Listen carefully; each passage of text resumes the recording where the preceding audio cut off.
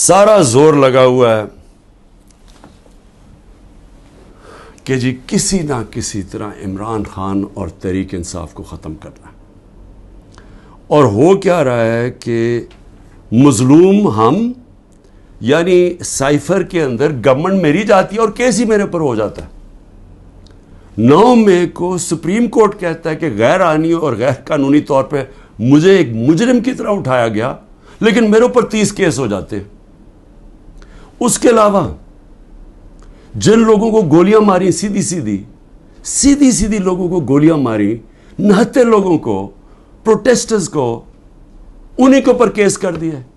ان کی dead bodies, جو 16 لوگ مرے، جو شہید ہوئے، میں کہتا ہوں انصاف کے لیے کھڑے ہوئے نا انصافی ہو رہی تھی ان کے پارٹی کے چیئرمین سے، ان کو سیدھی گولیاں ماری، ان کے گھروں میں پہنچ گئے کہ تم نے اگر FIR رجسٹر کی تو ہم تمہیں یہ کر دیں گے.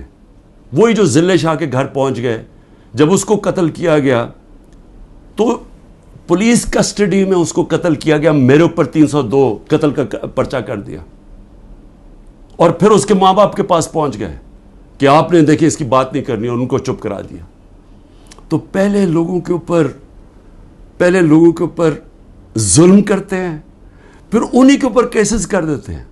جو ایک لڑکا بیچارہ شہید ہوا، وہ بھی پروٹیسٹر تھا، پیسفل، پرامن، اس کو گولی ماری، شہید ہو گیا.